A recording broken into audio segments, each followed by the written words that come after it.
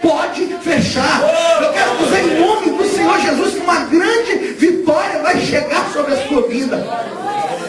E lendo esse texto na tarde de hoje, e meditando um pouco nesse texto, eu li a respeito de 3 reis que saíram para guerrear contra os reis dos Moabitas. A Bíblia fala que quando Acabe morre, Acabe era o rei em Israel, o filho de Acabe, chamado Jorão, veio reinar no seu lugar. E a Bíblia fala, pastor Enoque, que fora a idolatria a Baal, Jorão cometia os mesmos pecados que o seu pai Acabe cometia.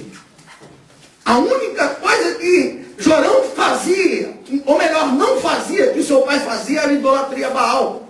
E a Bíblia fala que quando o rei dos Moabitas ouve falar, percebe que o rei Acabe havia morrido, e os Moabitas, o rei dos Moabitas pagava impostos, tributos pelos gados, por tudo que eles tinham. Eles pagavam tributo a Israel. Quando eles perceberam que Acabe havia morrido e que Jorão era o sucessor de Acabe, o rei dos Moabitas se rebeliou, dizendo: eu não vou mais pagar impostos. Eu não vou mais pagar o que é devido ao povo de Israel, o que é devido ao rei de Israel, porque Acabe já não é vivo mais.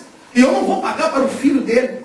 E a Bíblia fala que Jorão manda uma carta, através de um mensageiro, ao rei Josafá, que era rei de Judá, homem de Deus, dizendo assim: olha, o rei dos Moabitas se rebeliou contra a nossa nação, se rebeliou contra mim, rei de Israel, e eu vou guerrear contra eles.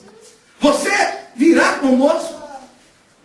Josafá diz assim: o meu povo e o seu povo serão um só povo. Os meus cavalos e os seus cavalos um só cavalo. O meu exército e o seu exército um só exército. E além de Josafá, vem também o rei de Edom. Aí saem para a guerra 3 nações. Nação de Israel, nação de Judá e a nação de Edom. Os 3 reis com 3 exércitos. E a Bíblia fala que eles caminham 7 dias pelo deserto de Edom.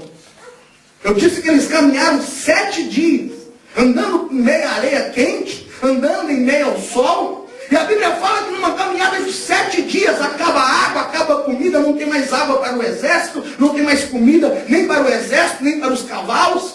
E de repente eles se encontram no meio de um deserto, sem saber se vão para frente, ou sem saber se voltam para trás. Porque, pastor, se eles fossem para frente, eles chegariam para guerrear com fome, com sede. E exército com sede é presa fácil.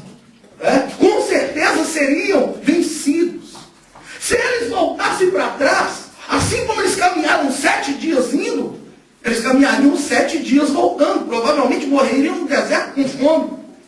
E um deles diz assim: olha, há por aqui um homem de Deus para que possamos consultar, para que possamos ouvir a voz de Deus.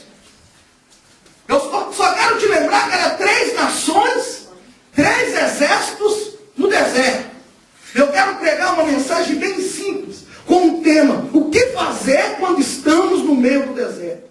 O que precisamos fazer para recebermos vitória no meio do deserto? Diga para a pessoa que está do seu lado aí: vamos aprender nesta noite o que precisamos fazer para recebermos vitória no meio do deserto. Irmãos, eu sei que há muitas pessoas que passam pelo deserto, muitas pessoas que têm luta, que têm dificuldade, que passam problemas e se sente no meio do deserto. Mas eu quero dizer que o deserto não é o final, o deserto não é o fim. Muitas pessoas ouvem a voz do inimigo achando que às vezes o deserto é o fim, e o deserto não foi o fim de Abraão, e a cisterna não foi o fim de José, e a muralha, a chama não foi, a cova não foi o fim de Daniel. E assim, meus irmãos, o deserto não é o seu fim. Eu quero pregar o que fazer para receber vitória no meio do deserto. A primeira coisa que nós temos que fazer é que quando Josafá perceberam que eles não podiam ir para frente nem voltar para trás, porque com certeza morreriam, Josafá, que era homem de Deus, que era fiel a Deus, ele diz assim: